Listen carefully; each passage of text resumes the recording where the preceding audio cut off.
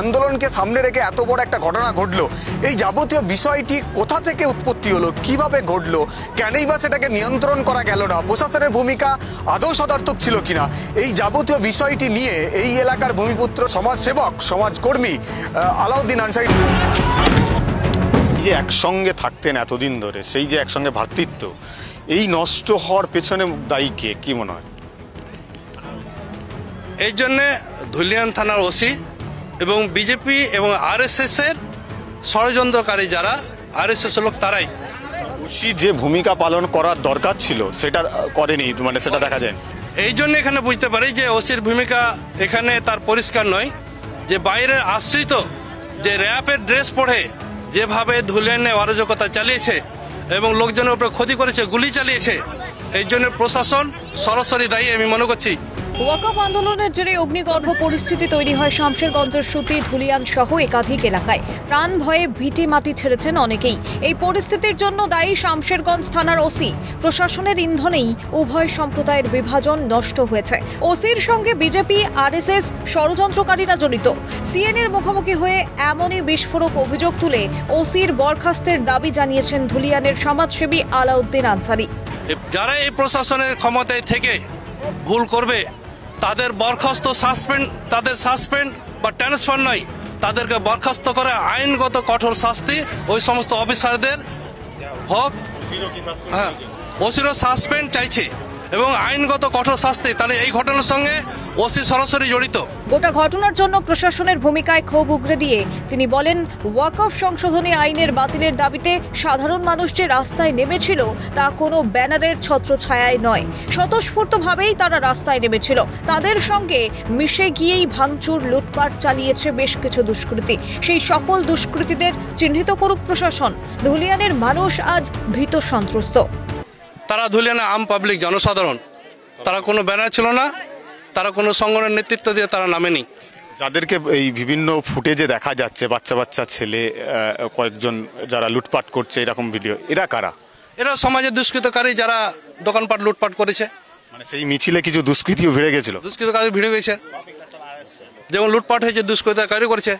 তাই হিন্দু মুসলিম ঐতিহ্য নষ্ট করার পিছনে এই দুষ্কৃতার কিছু লোভ লালসা, যে দোকান লুটপাট করা, জিনিসপত্র টাকা পয়সা আত্মসাৎ করা, এটা সমাজের দুষ্কৃতকারী যারা তারা এটা করেছে। তাদেরকে আইডেন্টিফাই করা যায়নি, তাদেরকে আইডেন্টিফাই করার ভূমিকা তো প্রশাসনের। ধুলিয়ানবাসী মনে করে যে প্রশাসন একটা নিরপেক্ষ ভূমিকা পালন করবে। এই ধুলিয়ানে নিরপেক্ষ ভূমিকা পালন না করার পিছনে আজকে ধুলিয়ানবাসী ভীত সন্ত্রস্ত। তার কথাই শুধু হিন্দুরাই যে ক্ষতিগ্রস্ত তা নয়, ব্যাপকভাবে ক্ষতিগ্রস্ত হয়েছে ধুলিয়ানের সংখ্যালঘুরাও। ব্যবসায়িক প্রতিষ্ঠানে লুটপাট, ভাঙচুর, অগ্নিসংযোগ বাদ যায়নি কিছুই। সার্বিকভাবে ক্ষতিগ্রস্ত হয়েছে উভয় সম্প্রদায়ের মানুষ। পাশাপাশি যারা এখনো নিখোঁজ, তারা কোথায় কি অবস্থায় আছে সেই ব্যাপারে তাদের পরিবারকে অবগত করানো হোক। প্রশাসনের কাছে আর্জি সমাজসেবী আলাউদ্দিন আনসারীর। শুধু হিন্দুদের ঘরবাড়ি নষ্ট হয়নি, এতে পাশাপাশি মুসলমানদের দোকানপাট লুটপাট হয়েছে, আগুন লাগানো হয়েছে, মসজিদ ভাঙচুর হয়েছে, অনেকগুলো ঘটনা ঘটেছে।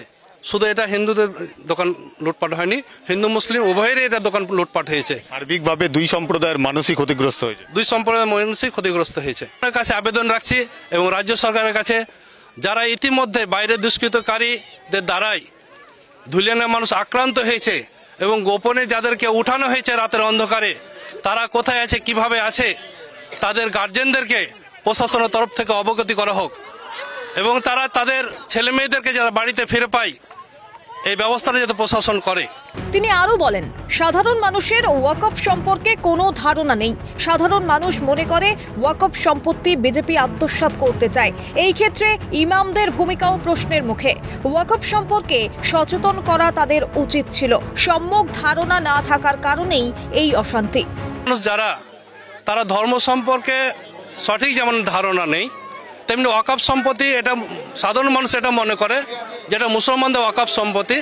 বিজেপি যেটা আইন পাস করেছে এটা মুসলমানদের উপরে একটা বিপদ ডেকে এনেছে। মুসলমানদের সম্পত্তি আত্মসাৎ করার একটা ষড়যন্ত্র, এটাই সাধারণ মানুষ মনে করে। আমাদের ইমাম সাহেবদের আপামর মুসলিম যারা শিক্ষিত সচেতন মানুষ, এই মুসলমানদেরকে ওয়াকফ বিল সম্পর্কে সচেতন করার প্রয়োজন মনে করছি এবং করা উচিত ছিল।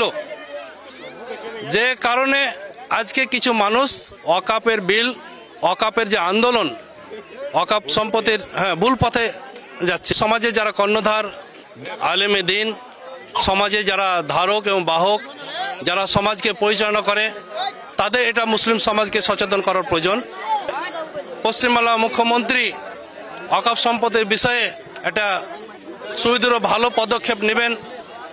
মুসলমানদের, বিশেষ করে পশ্চিমবাংলার মুসলমানদের একটা নিরাপত্তা চিন্তা ভাবনা মাথায় রেখে ধুলিয়ানে ছিল সেটা সম্পূর্ণভাবে নষ্ট হয়ে গিয়েছে, কিন্তু ওয়াকাফকে সামনে রেখে যে আন্দোলন করতে গিয়ে এই ধরনের ঘটনা ঘটেছে, সেই ওয়াকাফ সম্পর্কে প্রত্যেকটা মানুষের সম্যক ধারণা আনার জন্য সমাজের যাদের দায়িত্ব তাদের আরও বেশি করে প্রচার করা দরকার, এমনটা কিন্তু সমাজকর্মী হিসাবে আলাউদ্দিন আনসারি সাহেব তিনি নিজেও মনে করেন।